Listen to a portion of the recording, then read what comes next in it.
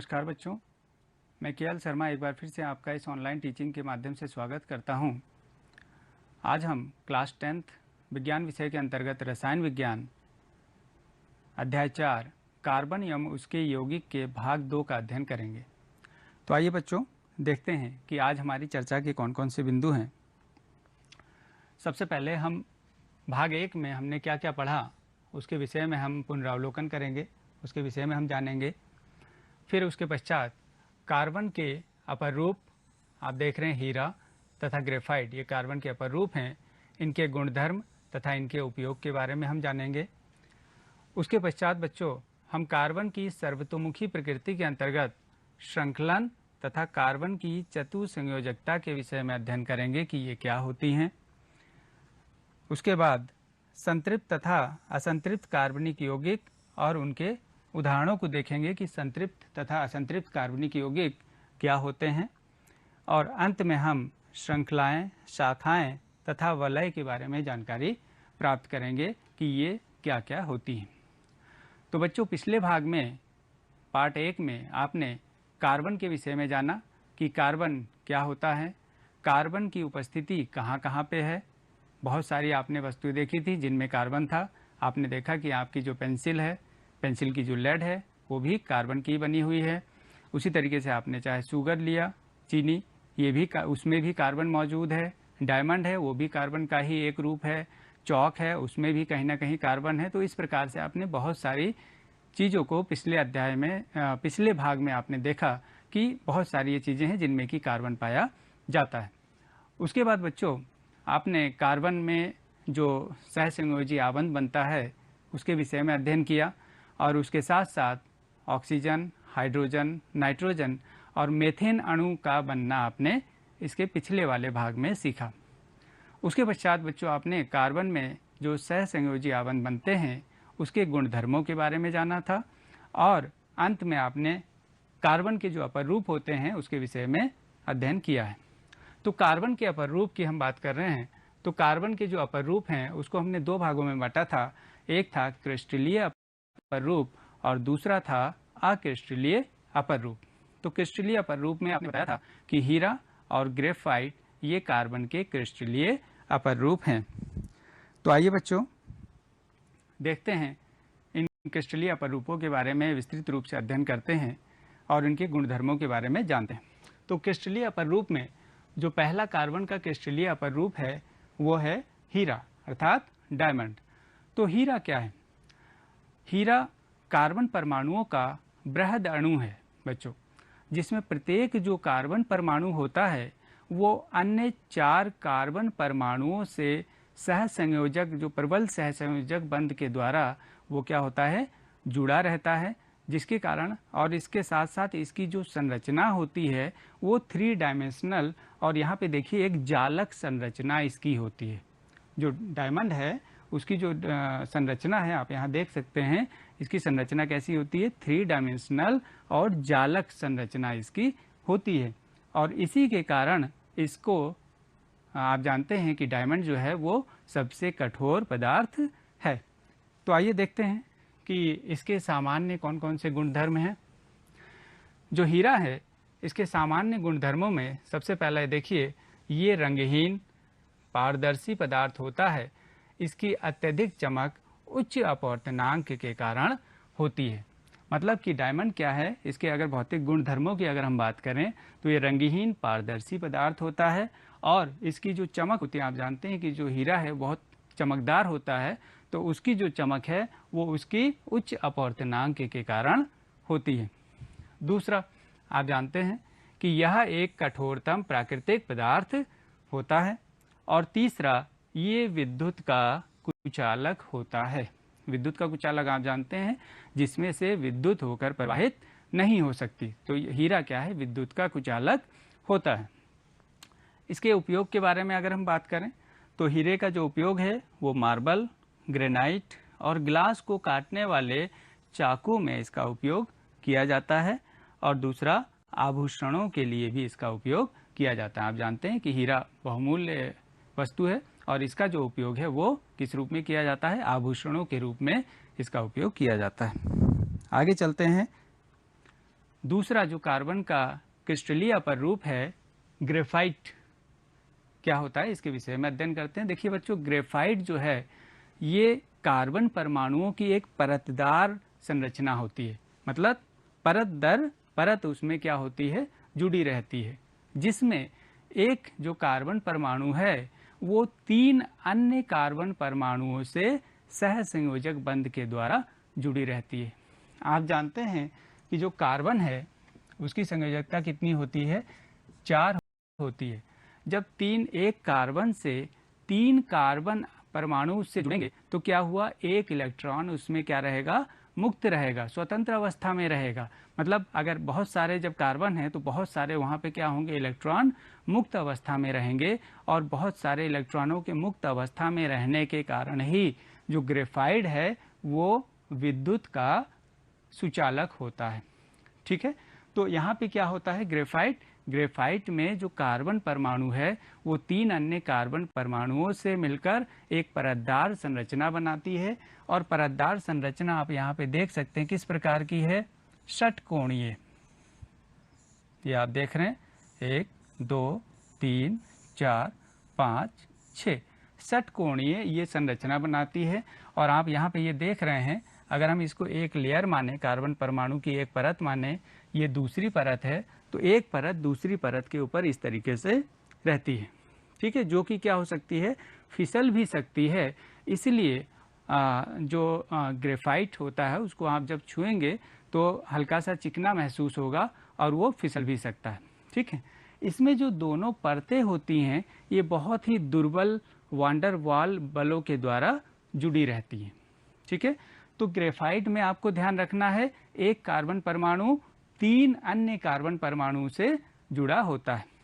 तो देखते हैं आगे कि ग्रेफाइट के कौन कौन से सामान्य गुणधर्म हैं। सबसे पहला, ये भूरा काला और पारभासी पदार्थ है। भूरा काला, आप ग्रेफाइट को देख ही रहे हैं, पेंसिल की जो नोक है वो ग्रेफाइट की बनी होती है। तो ये कैसा है बच्चों, भूरा काला और पारभासी पदार्थ है। पारभासी का मतलब क्या होता है, पारभासी का मतलब जो अपने अंदर से प्रकाश को बहुत ही कम जाने दे, तो उसे हम लोग क्या कहते हैं, पारभासी पदार्थ।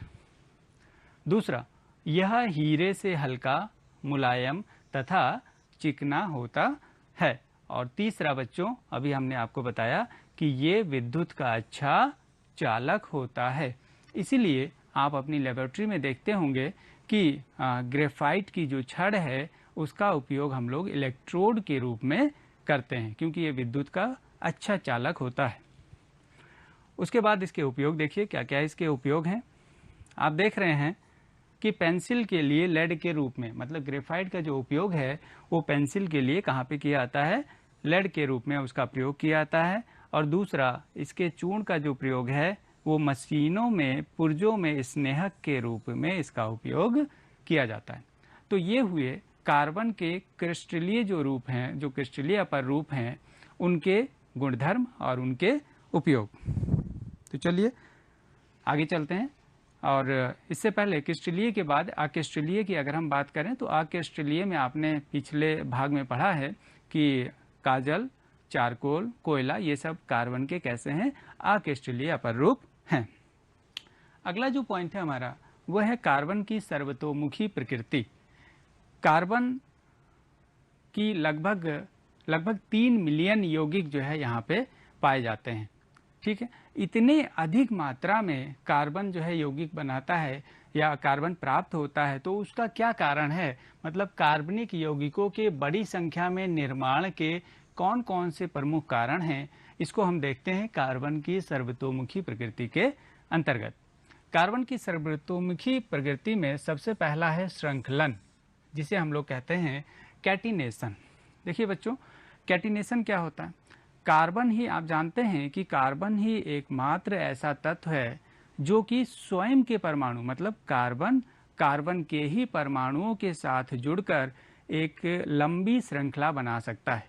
मतलब क्या हुआ कि कार्बन के ही परमाणुओं से जुड़कर सहसंयोजी आबंध वाले एक लंबी, खुली या फिर बंद श्रृंखला बना सकते हैं, जिसे कि हम लोग क्या कहते हैं, कैटिनेशन कहते हैं। कार्बन का ये जो गुण होता है इसे हम लोग कैटिनेशन कहते हैं। मतलब कि जो कार्बन है वो इस तरीके से जुड़ सकता है, जितनी चाहें आप लंबी श्रृंखला कार्बन की यहाँ पे बना सकते हैं। जैसे यहाँ पे हमने कार्बन की कितने परमाणु लिए, 4 परमाणु लिए और इसको हमने इस प्रकार से जोड़ दिया, और अन्य जो तत्वों के परमाणु है इसमें जोड़ा जा सकता है। उसी प्रकार से आप कम भी ले सकते हैं या फिर इससे ज़्यादा भी आप कार्बन के परमाणुओं को जोड़कर एक लंबी श्रृंखला बना सकते हैं। अब अगर इसकी बात करें तो यहाँ पे हम इस तरीके से अन्य तत्वों के परमाणुओं को यहाँ पे जोड़ के नए अणु का निर्माण कर सकते हैं। जैसे मान लिया यहाँ पे हमने क्या जोड़ दिया, हाइड्रोजन। तो इस प्रकार से ये जो गुण होता है कार्बन का, इसे हम लोग क्या कहते हैं, कैटिनेशन कहते हैं। और इसके कारण ही जो कार्बन है वो बहुत सारे यौगिकों का निर्माण कर सकता है। तो पहली चीज हो गई कैटिनेशन। दूसरा है कार्बन की चतुसंयोजकता या फिर टेट्रावैलेंसी ऑफ द कार्बन। आप जानते हैं कि जो कार्बन है उसका परमाणु क्रमांक है 6, पिछले भाग में आपने पढ़ा है। अगर हम बात करें तो इसके इलेक्ट्रॉनों का वितरण की अगर हम बात करें तो ये हो जाएगा 2,4। मतलब इसके बाह्यतम कोष, पहला कोष होता था बच्चों K, दूसरा कोष होता था L। L में इलेक्ट्रॉनों की जो संख्या है वो कितनी है, 4 है। इसका मतलब कार्बन अपने ही तत्व के परमाणुओं से या फिर हाइड्रोजन से या फिर हैलोजन से मिलकर कितने सहसंयोजक बंध बना सकता है, 4 सहसंयोजक बंध बना सकता है। तो ये कहलाती है बच्चों कार्बन की चतुसंयोजकता या फिर टेट्रावैलेंसी ऑफ द कार्बन। आगे चलते हैं। संतृप्त तथा असंतृप्त यौगिक क्या होते हैं, इसके विषय में जानकारी करते हैं। और सबसे पहले हम देखते हैं कि संतृप्त यौगिक क्या होते हैं।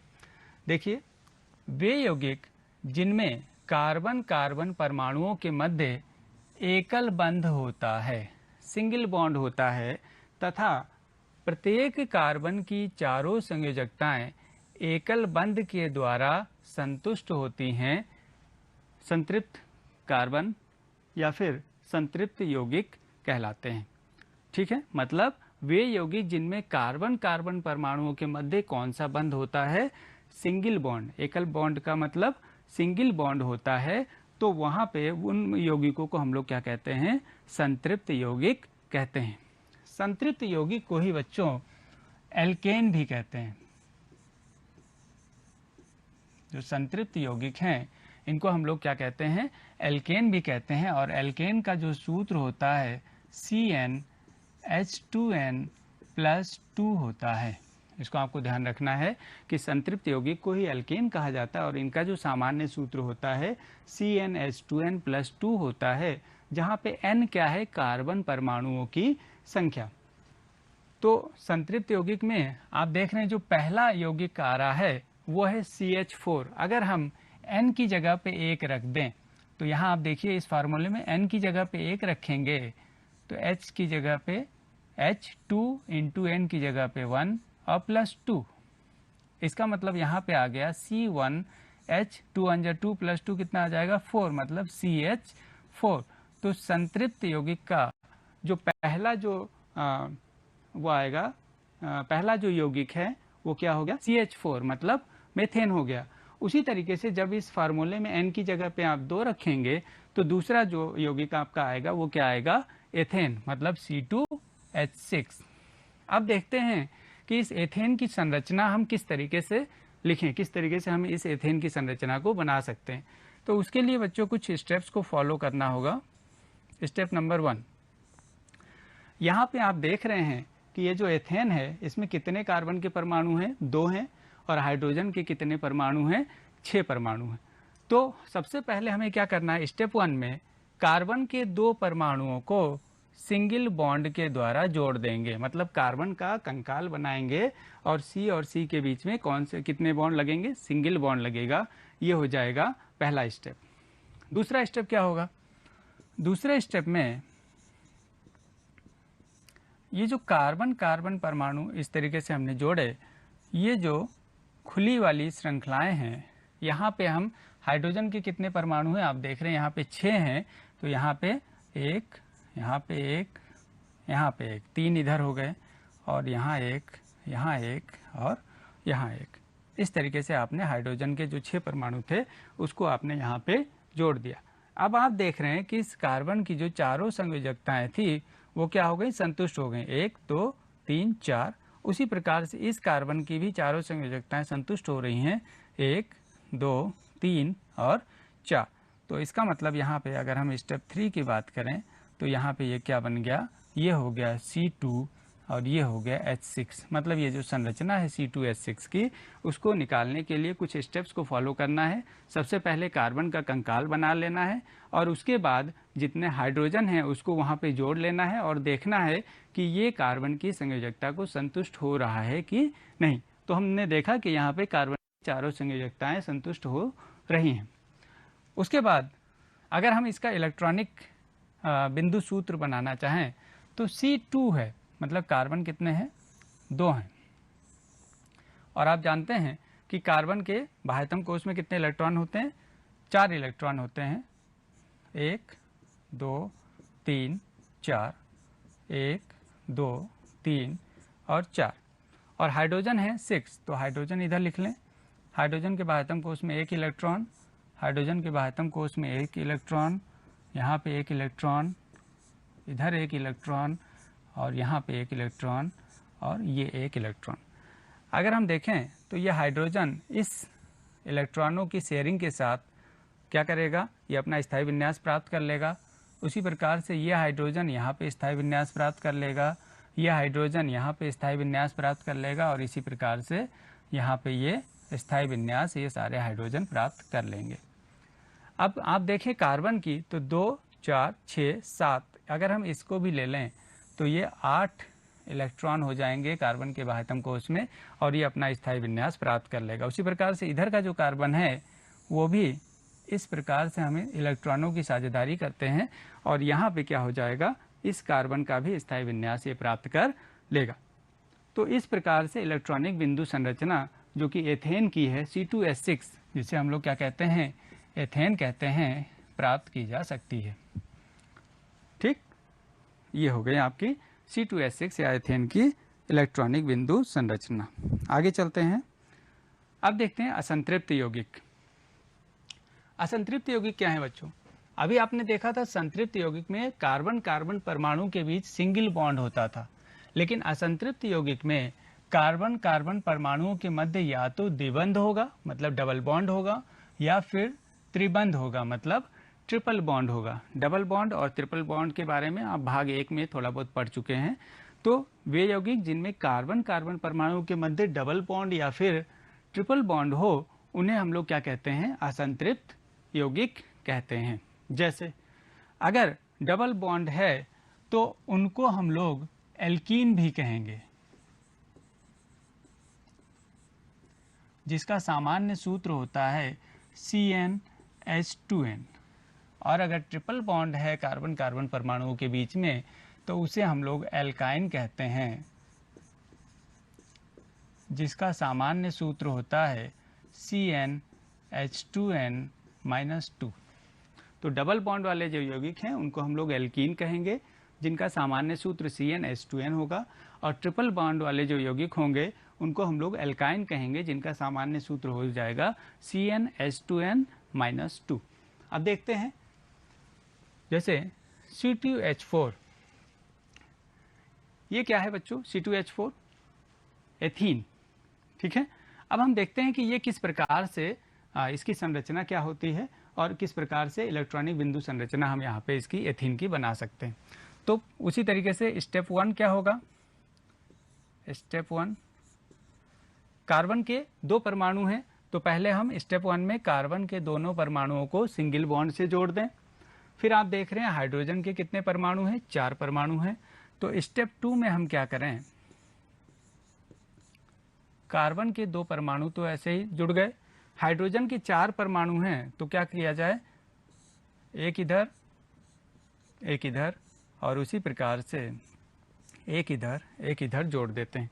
लेकिन इसको जोड़ने के बाद अगर हम देखें कि कार्बन क्या अपनी सारी संयोजकताओं को संतुष्ट कर रहा है, तो आप देखिए कार्बन 1 2 3, सिर्फ 3 ही संयोजकताएं इसकी संतुष्ट हो रही हैं, चौथी संतुष्ट नहीं हो रही। तो इसके लिए हम क्या करेंगे, स्टेप 3, क्योंकि अब हमारे पास कोई और हाइड्रोजन परमाणु नहीं है इसमें कहीं पे भी लगाने के लिए, तो अब हम क्या करेंगे, नेक्स्ट स्टेप में इसको ऐसे ही लिखा जाएगा, और चूंकि एक संयोजकता संतुष्ट नहीं हो रही है तो इस कार्बन कार्बन के बीच में एक और बॉन्ड बना देंगे।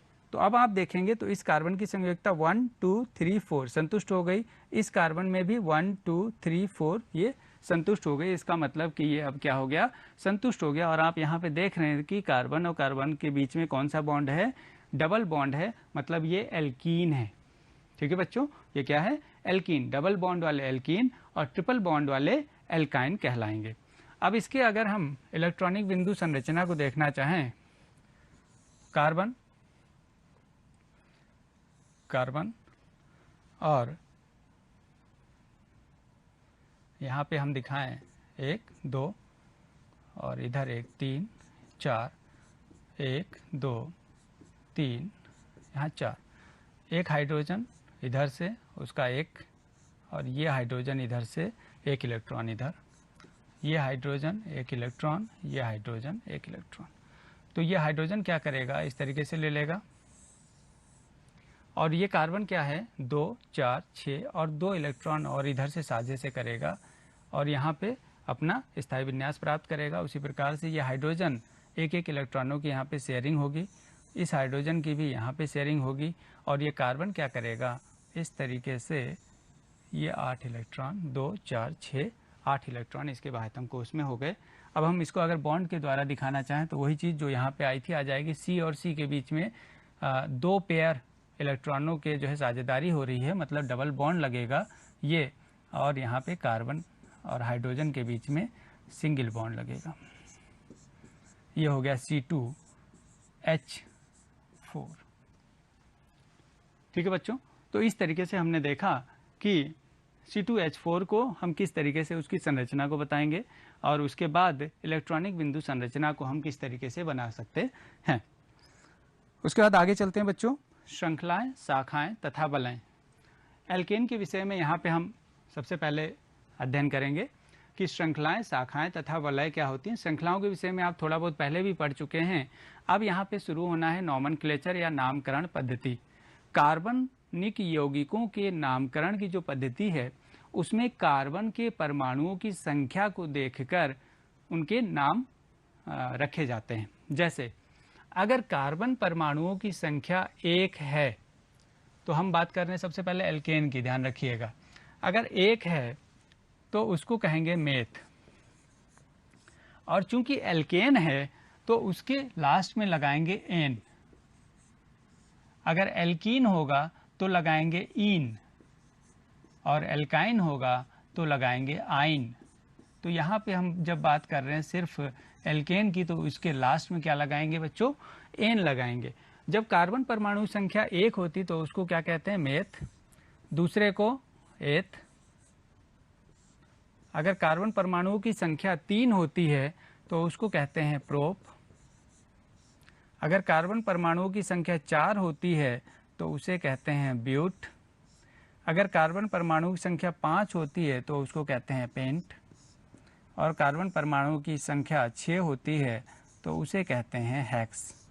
तो कार्बन परमाणुओं की संख्या के आधार पे हम क्या करेंगे, कार्बनिक जो यौगिक हैं उनका नाम रखेंगे। जैसे ही कार्बन 1 होगा तो उसको हम कहेंगे मेथ, 2 कार्बन होंगे तो उसको हम कहेंगे एथ या एथ, ठीक है।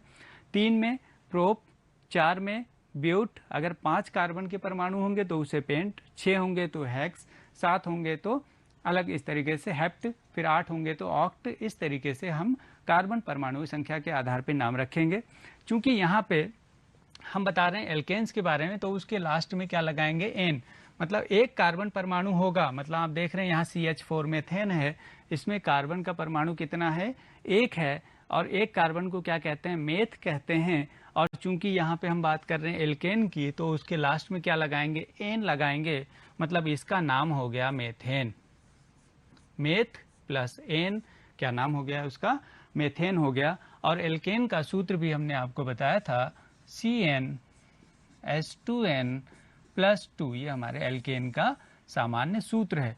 तो n की जगह 1 रखेंगे तो क्या आ जाएगा, CH4 आ जाएगा। अब अगर हम n की जगह पे 2 रखते हैं तो क्या आ जाएगा, यहाँ n की जगह पे जैसे ही 2 रखेंगे तो C2H6 आ जाएगा।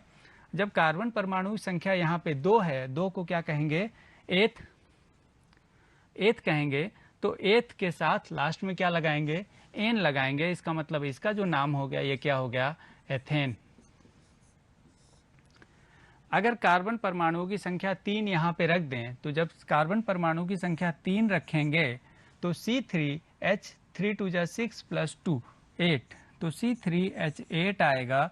और C3H8 का मतलब 3 का मतलब प्रोप, और लास्ट में एन लगाएंगे तो इसका क्या नाम हो गया, प्रोपेन हो गया। उसी तरीके से अगर 4 परमाणु होंगे C4, तो H कितना हो जाएगा, 10 हो जाएगा। तो C4 का मतलब 4 परमाणु का मतलब हो गया ब्यूट, और जब ब्यूट के आगे एन लगाएंगे तो ये इसका नाम हो जाएगा ब्यूटेन। ठीक है। उसी की तरह आगे देखते हैं, अगर कार्बन परमाणुओं की संख्या 5 है C5, तो यहाँ पे क्या आ जाएगा, H12। तो C5H12 को हम लोग क्या कहेंगे, पेंटेन कहेंगे। और उसी तरीके से अगर कार्बन परमाणुओं की संख्या 6 है तो C6H14 होगा, और इसे हम लोग क्या कहेंगे, क्योंकि हेक्स होता है, एन लास्ट में लगाएंगे और इसका नाम हो जाएगा हेक्सेन। ठीक है। तो इस तरीके से आप बच्चों कार्बन के उसके नामकरण कर सकते हैं। हाँ, उसकी संरचना के विषय में और जो देख लें यहाँ पे, तो CH4 है तो इसकी संरचना C और H4, इन चारों जगहों पे यहाँ पे H जुड़ जाएगा। इस तरीके से इसकी संरचना बनाई जा सकती है। C2H6 की अगर हम बात करें तो C2H6 में C 2 बार ऐसे, और इधर इन तीनों जगहों पे कार्बन हाइड्रोजन जुड़ जाएगा, और इस तरीके से C2H6 की संरचना यहाँ पे हो जाएगी। तो इसी तरीके से बच्चों आप ये संरचनाएं भी आसानी से यहाँ पे बना सकते हैं, बहुत सरल। C3 है तो C को 3 बार लिखेंगे, और इस तरीके से यहाँ पे इनकी संरचनाओं को आप बना सकते हैं। तो इस तरीके से आपने आज देखा कि एल्केन का नामकरण कैसे करते हैं। ये गृह कार्य बच्चों आपको करना है कि C3H8 की इलेक्ट्रॉनिक बिंदु संरचना को आपको बनाना है, कि किस तरीके से इलेक्ट्रॉनिक बिंदु संरचना के बारे में आप पढ़ चुके हैं, कैसे इसको हम बनाएंगे, उसको बनाना है। 2 असंतृप्त कार्बनिक यौगिकों के आपको उदाहरण देने हैं, अभी आपने पढ़ा, और कार्बन किस प्रकार की श्रृंखला बनाता है, और एल्केन का सूत्र क्या है। आपने एल्केन, एल्कीन, एल्काइन सारे के सूत्र आपने पढ़े हैं, तो एल्केन का सूत्र क्या है ये आपको बताना है।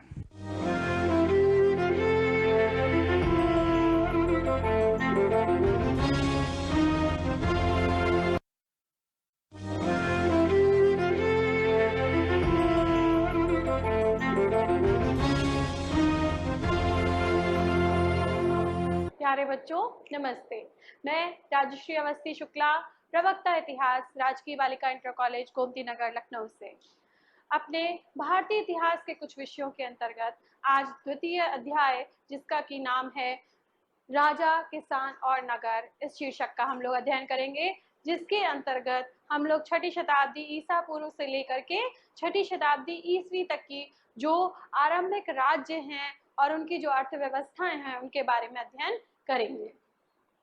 तो आइए देखते हैं कि हमको इस भाग में क्या क्या पढ़ना है।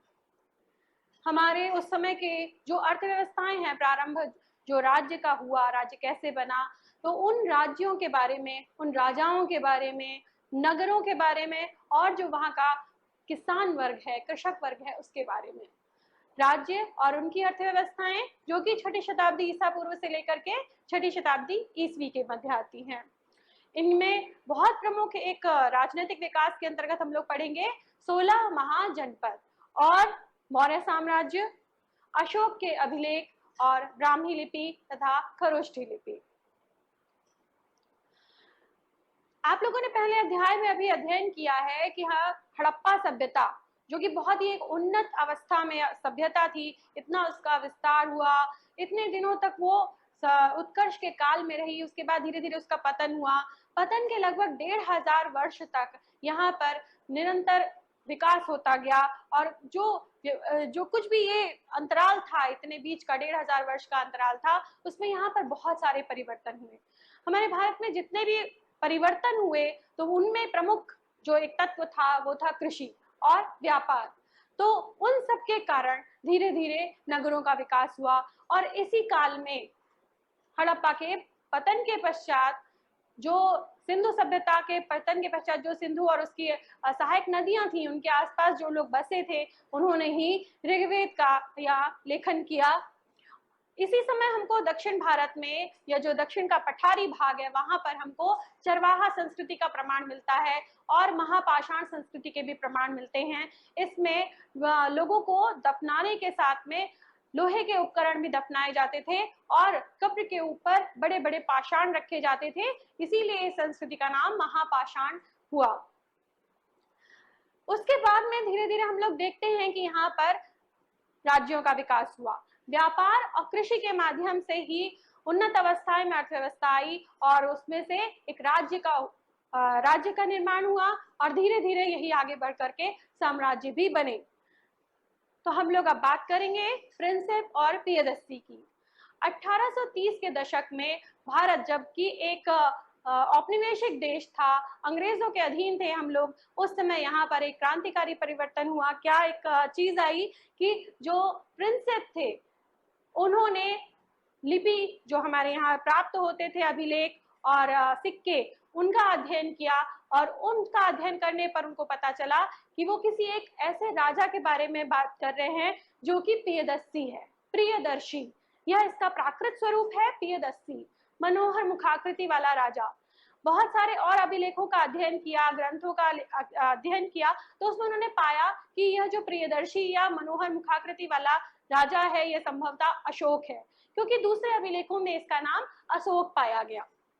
तो प्रिंसेप कि इस खोज के कारण जब उन्होंने इस लिपि को पढ़ लिया, जिसको हम लोग ब्राह्मी लिपि कहते हैं, खरोष्टी लिपि कहते हैं, तो इन दोनों लिपियों के पढ़ने के पश्चात उन्होंने इन अभिलेखों का बहुत गहनता से अध्ययन किया, और पाया कि यह जो अशोक है, ये उस समय के हमारे सम्राटों में सबसे प्रमुख एक राजा रहे, और इन्होंने इस समय की ये जो परिवर्तन हुआ, इसके कारण हमारे यहाँ जो भी राजनीतिक लोग थे, नेता थे, उनके मन में और इतिहासकारों के मन में भी एक नया संचार हुआ।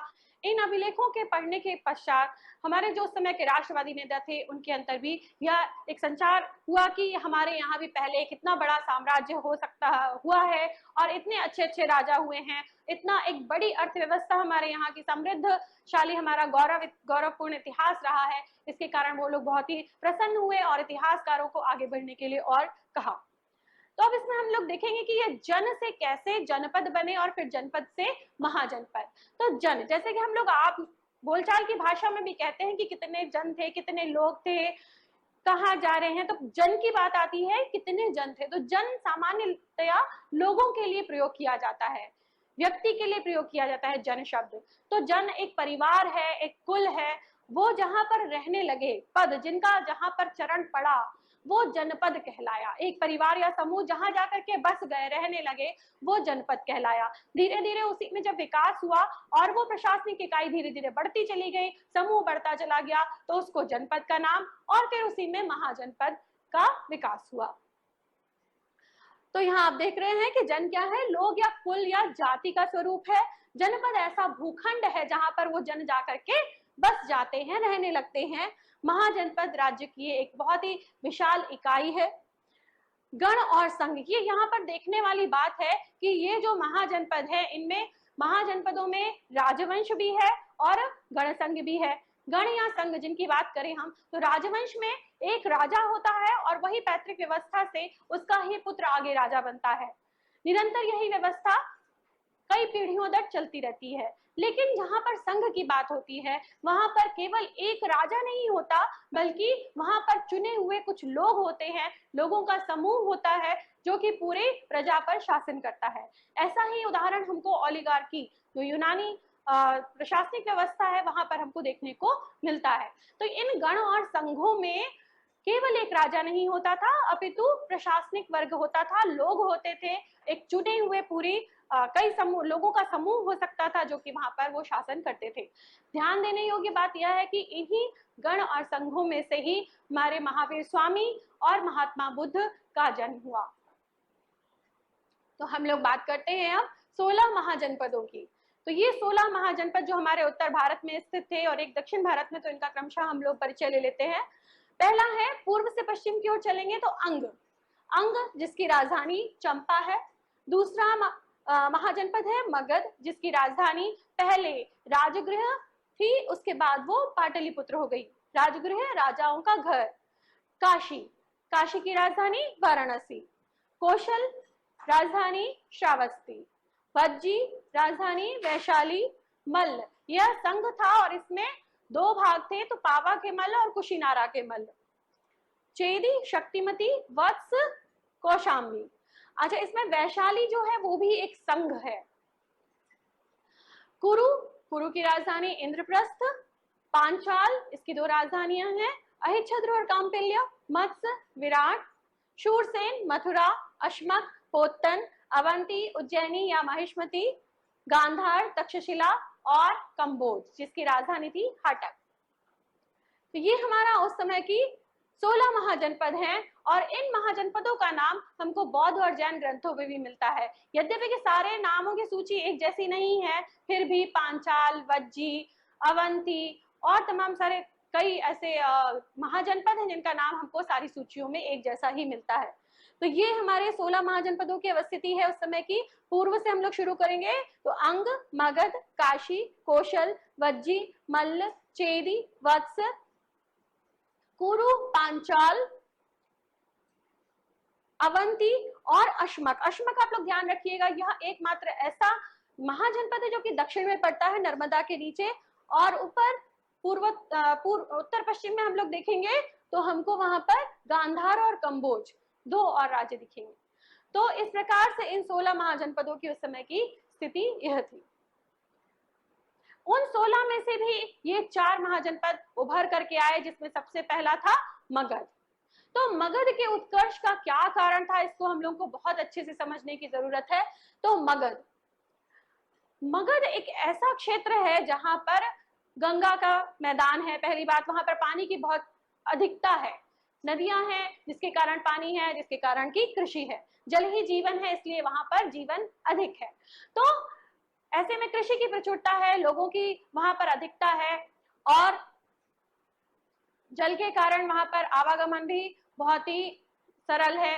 वहां पर पास में ही जो हम मगध की बात कर रहे हैं, आज के बिहार में पड़ता है, बिहार और छत्तीसगढ़ पूरा झारखंड का क्षेत्र है। तो वहां पर लोहे की खदानें और भी खनिज वहां पर काफी सारा मिलता है। तो उस लोहे की प्रचुरता के कारण इस मगध को और शक्ति मिली और उसके कारण जो कृषि यंत्रों का निर्माण हुआ या जो शस्त्र बनाए गए, अस्त्र और शस्त्र जो कि उन्होंने औजार के रूप में प्रयोग किए, जिसके कारण उनकी शक्ति बढ़ती चली गई। लेकिन इस सब के लिए एक ऐसी प्रशासनिक व्यवस्था का होना भी जरूरी था जो कि इस सब को नियंत्रित कर सके। तो वहां पर हम पाते हैं कि एक निश्चित क्रम में हमको लगातार महान राजाओं का पूरा वंश दिखाई देता है। तो सबसे पहला कारण इसका हम यही मानेंगे कि वहां पर वीर प्रतापी और योग्य शासकों का वर्ग था, जिसमें कि बहुत सारे राजाओं का वंश है, जैसे कि बृहद्रथ वंश है, हर्यक वंश है जिसके महाप्रतापी राजा बिंबसार और अजातशत्रु हैं। हर्यक वंश के हो गए शिशुनाग वंश के राजा शिशुनाग हैं। नंद वंश के राजा महापद्म नंद हैं, धनानंद हैं, जिनको कि धन का एकत्रित करने का बहुत ज्यादा शौक था। मौर्य वंश है, यह मौर्य वंश की ही हम बात करेंगे, इसी को हम लोग और सविस्तार पढ़ेंगे। तो यहाँ देखते हैं कि एक क्रम से हमको लगातार बहुत ही वीर प्रतापी राजा मिल रहे हैं जो कि उसको पूरा एक साम्राज्य के रूप में उन्होंने उसको स्थापित किया। महाजनपद जो बताया हमने आपको, दूसरा कारण कि यहाँ पर लोहे का प्रयोग हुआ। ये लोहे की अधिकता के कारण इन्होंने कृषि उपकरणों में प्रयोग किया और दूसरा अस्त्र शस्त्र बनाने में। यहाँ पर उपज भी बहुत अधिक होती थी जल की उपलब्धता के कारण, और जल से आवागमन भी बहुत ही आसानी से हो सकता था, इसलिए गंगा का अपवाह तंत्र भी हमारे इस प्रयोग में आया। और एक जंगली हाथी, उसके जंगल में वहां पर हाथी बहुत ज्यादा मात्रा में पाए जाते थे, तो उन्होंने उन जंगली हाथियों का प्रयोग अपनी सेना में किया। जैसा कि आप लोग जानते हैं कि सिकंदर इन्हीं नंद की सेना से डर करके ही वापस चले गए थे, उनकी सेना। तो ऐसा यूनानी ग्रंथों में लिखा हुआ है कि नंद के पास 6 लाख पदाती थे, 30,000 अश्व थे, 9,000 जंगली हाथियों की सेना थी और बहुत बड़ी और सेना थी, अश्वारोही थे उसमें, रथ भी थे, तो चतुरंगी सेना थी। चलिए हम लोग बात करते हैं मौर्य साम्राज्य की। तो मौर्य साम्राज्य के बारे में हम लोगों को बहुत जगहों से सूचना प्राप्त होती है, तो वो कौन सी स्थान है जहां से मिलती है? तो सबसे पहले इसमें हमारे यूनानी जो राजदूत हैं, जो कि चंद्रगुप्त मौर्य के राज दरबार में आए थे, वो मेगास्थनीज, उन्होंने जो भी अपने विवरण दिए हैं, यद्यपि कि वो पूर्णतया उपलब्ध नहीं है, फिर भी जो भी अंश है वो इंडिका के नाम से हम लोग उसको पढ़ते हैं। कौटिल्य का अर्थशास्त्र, कौटिल्य या चाणक्य जिनको आप लोग जानते हैं कि ये चंद्रगुप्त मौर्य के गुरु हैं, उनके ही बाद में मंत्री बने और उन्हीं के दिशा निर्देशों पर ही चल करके इतना बड़े मौर्य साम्राज्य की स्थापना हुई। अशोक के अभिलेख, अभिलेख बहुत ही महत्वपूर्ण स्थान रखते हैं। अभिलेख किसी भी राजा के द्वारा या किसी भी व्यक्ति के द्वारा लिखाए गए वो अभिलेख हैं, वो चीजें हैं, पत्थर पे उकेरे गए हैं या ऐसे मतलब जो स्थायी रूप से उन्होंने दान पत्र या फिर अपनी आज्ञाएं, ऐसा कुछ भी निर्देश प्रजा के लिए जो दिया गया हो, उस सबको अभिलेख कहते हैं। और उन्हीं अभिलेखों में अशोक के बहुत सारे अभिलेख प्राप्त होते हैं जो कि उन्होंने जगह जगह पर अपनी राज्य की प्रजा के लिए लिखवाए थे। मुद्रा राक्षस, ये ऐसा ग्रंथ है जिसमें कि उस समय की तत्कालीन घटनाओं का पूरा एक हमको वर्णन मिलता है। विशाख दत्त ने यह मुद्रा राक्षस लिखा और उस समय की घटना है जबकि चंद्रगुप्त मौर्य किस प्रकार से सत्ता का परिवर्तन करते हैं और धनानंद को अपदस्थ करके स्वयं राजा बनते हैं। धार्मिक ग्रंथ हैं, बौद्ध और जैन धार्मिक ग्रंथ हैं जिनमें हमें इसके बारे में सूचना मिलती है। फायान और वेनसांग के इतिवृत्त हैं, जो भी वो यहाँ पर आए और उन्होंने जो भी यहाँ पर देखा और मौर्य काल के बारे में जो भी उनको जानकारी प्राप्त हुई, उन्होंने अपने विवरणों में लिखा और इसको हम लोग अध्ययन करके मौर्य काल के बारे में जान सकते हैं। चंद्रगुप्त मौर्य और अशोक द्वारा स्थापित विशाल साम्राज्य, यह एक बहुत ही विशाल साम्राज्य था।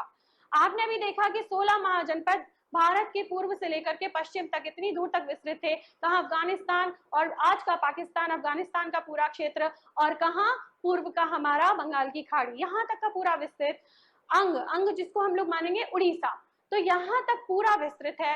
तो इतनी भौगोलिक विविधता के साथ में इतना बड़ा प्रशासनिक साम्राज्य, जहाँ एक तरफ कश्मीर भी उसमें आता है और दक्षिण में पूरा सुवर्णगिरी का नाम आता है जो कि हमारी कर्नाटक की स्वर्ण की खाने हैं। यहाँ तक इतने बड़े साम्राज्य को संभालना और जिसको कि पूरा चंद्रगुप्त मौर्य ने विजित किया और अक्षुण्ण रखा बिंदुसार ने। किसी समय कलिंग स्वतंत्र हो गया था जिसको कि 261 ईसा पूर्व में अशोक ने पुनः जीत करके मौर्य साम्राज्य में विलीन कर लिया। तो उनका ये जो विशाल साम्राज्य था उसको नियंत्रित करना बहुत ही कठिन कार्य रहा होगा उनके लिए, तो उन्होंने अपने प्रशासन में काफी बहुत ही अच्छी चीजें प्रयोग की थी, इसको हम लोग आगे पढ़ेंगे। अशोक का धम्म और अभिलेख, अशोक को पूरा साम्राज्य तो उन्होंने तलवार के बल पर स्थापित कर लिया, लेकिन उसको बनाए रखने के लिए, अक्षुण्ण रखने के लिए उन्होंने धम्म का सहारा लिया और इसके माध्यम से अपनी प्रजा में अपने प्रति उन्होंने प्रेम भावना उत्पन्न की। अशोक ने अपने तलवार के बल पर पूरे साम्राज्य की स्थापना की, लेकिन उसको अक्षुण्ण बनाए रखने के लिए उन्होंने धम्म का सहारा लिया और अभिलेख लिखवा करके अपनी भावनाएं अपनी प्रजा तक पहुंचाई। मौर्य शासन व्यवस्था, तो जैसा हमने जाना कि मौर्य साम्राज्य बहुत ही विस्तृत है, कहाँ एक तरफ अफगानिस्तान की ऊंची ऊंची पहाड़ियां और ठंडी रेतीली भूमि, कहाँ आपकी पूर्व की एकदम समुद्र तटवर्ती क्षेत्र, कहाँ आपका कश्मीर का क्षेत्र और कहाँ कर्नाटक की। तो सारी भौगोलिक परिस्थितियां इतनी विषम थी कि उसको देख करके लगता नहीं कि एक कोई बिल्कुल ऐसा नियंत्रित करने वाला पूरा एक कठोर नियंत्रण का प्रशासनिक वर्ग रहा होगा, लेकिन फिर भी उन्होंने अपने प्रशासन की दृष्टि से इसको 5 प्रमुख भागों में बांटा था। सीधा नियंत्रण था वो उनका केंद्र की राजधानी केंद्र पर रहता था, जो कि उनकी राजधानी पाटलिपुत्र और उसके आसपास का क्षेत्र था। दूसरा उनका तोसली था, तीसरा प्रांत उनका सुवर्णगिरी था, चौथा उज्जैनी और पांचवा तक्षशिला। तो इतने बड़े साम्राज्य को उन्होंने 5 भागों में बांटा और उसको अच्छी तरीके से उन्होंने उसका प्रशासन किया। प्रशासन के लिए हमको यहाँ पर बहुत सारे उदाहरण मिलते हैं उनके बारे में कि कैसे उन्होंने उसको नियंत्रित किया। तो ये हमें सूचना फायान के लेखों से भी मिलती है और यही हमें सूचना कौटिल्य के अर्थशास्त्र से भी मिलती है। कौटिल्य के अर्थशास्त्र में पूरी राजनीति के बारे में बताया गया है कि राजा किस प्रकार होना चाहिए, उसके मित्र कौन है, उसके शत्रु कौन है, दुर्ग कैसा होता है, उसकी मंत्री परिषद कैसी होती है, क्या उनके दायित्व हैं, इस सब के बारे में हमको वहां से सूचना प्राप्त होती है। तो जो हमको मेगास्थनीज की इंडिका से प्राप्त हुई सूचना, उसके अनुसार सैन्य व्यवस्था को संभालने के लिए उनकी एक उप समिति थी और 5 और समितियां थी। उनमें से हर एक का दायित्व अलग अलग था। एक नौसेना संभालती थी, दूसरी उनकी हस्ती सेना की रखरखाव करती थी, तीसरा उनका पदाति और अश्वारोही के लिए अलग। तो इस प्रकार से हर समिति का कार्य बटा हुआ था। और इसके अलावा जो उप समिति थी वो भोजन का प्रबंध करना, सामान और रसद को पहुंचाना, बैलगाड़ियों का प्रबंध करना और उनके शिल्पकारों और अन्य सैनिकों के सुविधा का सारा सामान उपलब्ध कराना, ये सब उनका दायित्व रहता था। और भी हमें ऐसी अर्थशास्त्र से जो जानकारी प्राप्त होती है उसमें हमें नगर की समिति के बारे में पता चलता है। जो नगर की समितियां होती थी वो जनगणना भी करती थी, रखरखाव के बारे में, शिल्पकारों के बारे में, बढ़ई के बारे में, जो भी वहां पर और जितने भी कामगार थे सबके बारे में सूचना एकत्रित करना, उनको संभाल के रखना, विदेशियों के आने जाने की सूचना, सारी चीजों का एक साथ वो ध्यान रखा करते थे। अलग अलग समितियों में अलग अलग अधिकारी होते थे। जैसा कि अर्थशास्त्र में हमें 18 अधिकारियों के बारे में पता चलता है। उसमें राजा हैं, मंत्री हैं, पुरोहित हैं, द्वारिक हैं, कर्मांतिक हैं, खनन से संबंधित अधिकारी हैं, युवराज हैं और भी बहुत सारे हैं, जिसमें कि बाद में जब अशोक राजा बनते हैं तो वो उसमें धर्म महामात्रों को जोड़ देते हैं, जो कि धार्मिक व्यवस्था को भी निश्चित करते हैं कि सब पूरी प्रजा धर्म का पालन करे। तो जैसे हम लोग बात कर रहे थे सम्राट के अधिकारी और उनके कार्य, तो उन्हीं कार्यों में ही जो अब हम लोग को और भी उदाहरण मिलता है कि जैसे नदी या जल का प्रबंध है तो कब जल को छोड़ना है, कितना जल कहाँ से प्रवाहित करना है कि ज्यादा सब पूरे में जल की उपलब्धता रहे, ऐसे भी हमें अधिकारियों का उल्लेख मिलता है। कर विभाग का पूरा अभिलेख है कि किस प्रकार से कर वसूला जाए, क्या किया जाए। तो ये पूरा साम्राज्य बहुत ही महत्वपूर्ण है। इसकी महत्ता इसी से हम लोग जान सकते हैं कि जिस समय इसके बारे में पता चला तो सबके बीच में ये बहुत अच्छी बात गई कि हमारे यहाँ भी भारत में, जिसको कि अंग्रेजों ने बहुत ही दबा के रखा हुआ था इतने वर्षों से, ये जाना कि हमारा इतिहास भी इतना समृद्ध है। और इस समय की कलाकृतियां जो हमको मिलती हैं वो बहुत ही उत्कृष्ट हैं, उन्नत अवस्था को दर्शाती हैं। जैसा कि ये हमारा सिंह शीर्ष है जो कि सारनाथ में प्राप्त हुआ। जब अशोक ने अपने धम्म के बारे में लिखा है, धम्म जो कि उसका सार्वभौमिक है, सभी के मतों को लेकर के चलने वाला है, जिसमें सर्वधर्म संभाव की भावना है, जो कि बूढ़े बुजुर्गों के प्रति प्रेम भावना, जीवों के प्रति अहिंसा की भावना और सबके प्रति सम्मान की भावना, ये अच्छी बातें उन्होंने बताई। इस सबको उन्होंने एक तरीके से पुनः सब स्तंभों पर लिखवाया, अभिलेखों पर लिखवाया और अपनी बात जनता तक पहुंचाई। तो यहाँ पर हम लोग सिंह शीर्ष को देख रहे हैं जो कि सारनाथ के स्तंभ से हमको प्राप्त हुआ है। और ये इसलिए भी महत्वपूर्ण है, आप लोगों ने ये कहीं इसका चित्र अवश्य देखा होगा, क्योंकि हाँ, ये हमारा राज चिन्ह है। तो मौर्य साम्राज्य की महत्ता आप लोग इससे भी समझ सकते हैं कि ये इतना महत्वपूर्ण साम्राज्य था कि उस समय इतना बड़ा भूभाग भारत, जो कि विशाल विविधता के कारण बिल्कुल अलग अलग संस्कृतियां हैं, अलग अलग लोग हैं, विचार हैं, फिर भी वो उनको सबको एक साथ लेकर के चले। तो इसलिए ये बहुत महत्वपूर्ण है। धर्म की बात कर रहे हैं हम लोग, तो उन्होंने सांची का स्तूप भी बनवाया और इसके साथ में ही आता है कि हजारों स्तूप अशोक ने और बनवाए थे, क्योंकि उन्होंने धर्म का सहारा लिया था और वो धर्म था बौद्ध धर्म। कलिंग के युद्ध के पश्चात जब उन्होंने उस युद्ध की विभीषिका को देखा कि बहुत लाखों लोग मारे गए, कितने लोगों का रक्त हुआ, रक्तपात हुआ, कैसे बिल्कुल सब बिखरा पड़ा है, तो वो देख करके, उसी समय जो बौद्ध भिक्षु था उसको देख करके उन्हें असीम शांति की प्राप्ति हुई। तो उन्होंने वहीं पर निश्चय किया कि वो अब और कोई भी खून खराबा नहीं करेंगे। उन्होंने बौद्ध धर्म के त्रिरत्नों को स्वीकार किया, धम्मम शरणम गच्छामि, बुद्धम शरणम गच्छामि, संघम शरणम गच्छामि। और उन्होंने इन सब बातों को उन्होंने अपने अधिकारियों तक पहुंचाया और यह निश्चित किया कि वो प्रत्येक 5 वर्ष में जाकर के पूरी प्रजा का हाल ले और जाने कि वहां पर कहीं कुछ भी उनके साथ दुर्व्यवहार ना हो, लोगों के बीच में शांति और व्यवस्था बनी रहे उसके लिए पुलिस विभाग भी था, उसके लिए गुप्तचर विभाग भी था। और इतने बड़े बड़े जो आप देख रहे हैं कि कहाँ एक तरफ तक्षशिला और दूसरा आपकी उज्जैनी, जो कि एक प्रमुख व्यापारिक मार्ग पर स्थित थे, तो इसके लिए उन्होंने राजमार्गों का जो निर्माण करवाया था वो छायाधार राजमार्ग थे। उसके साथ ही उन्होंने औषधालयों का निर्माण कराया, सरायों का निर्माण कराया और उनके पास में ही अश्वशाला का निर्माण भी करवाया, जिसमें वो लोग रहते थे, यात्री रहते थे, व्यापारी रहते थे। उनकी सुरक्षा के लिए सेना होती थी और सेना को संभालने के लिए, सेना का खर्च उठाने के लिए, इतनी बड़ी अर्थव्यवस्था के लिए मजबूत होना बहुत आवश्यक है, जो कि कृषि और व्यापार ने इसलिए कार्य किया। तो ये धर्म के लिए उन्होंने जो स्तूप निर्माण करवाए, उसमें सांची का स्तूप सबसे महत्वपूर्ण है और जो आज भी हमारे पास संरक्षित स्मारक के रूप में है।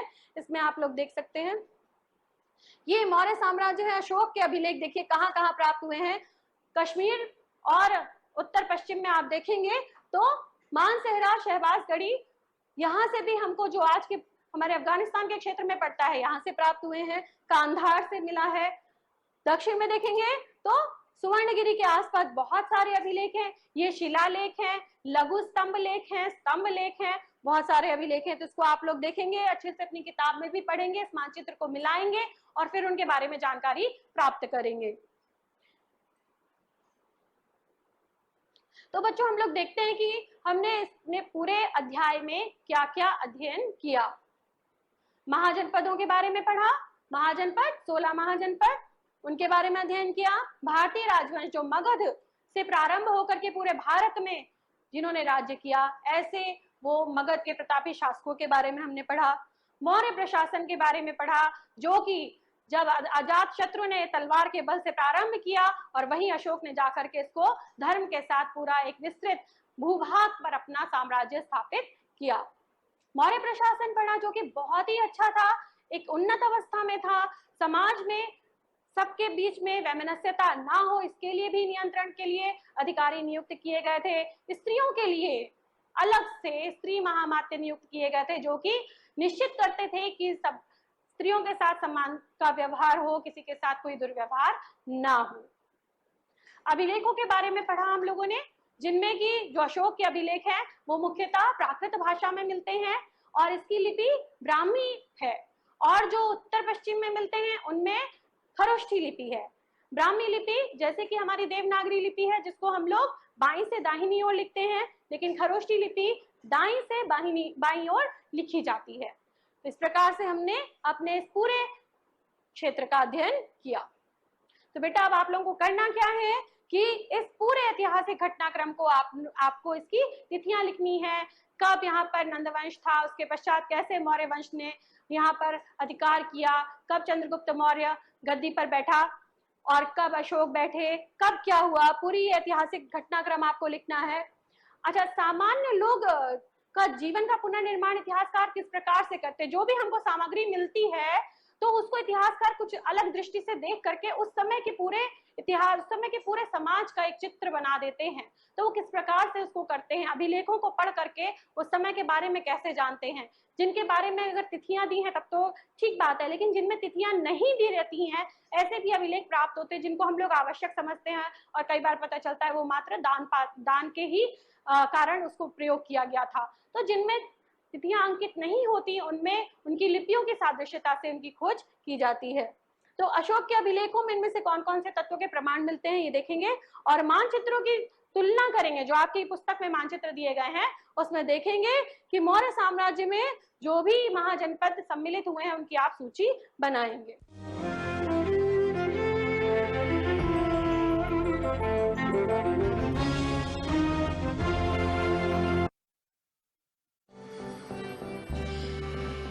खिलौनों का जिक्र आते ही हमारे दिमाग में खेलते हुए वो बच्चे आते हैं जो खिलौनों को पाकर खुश हो जाते हैं।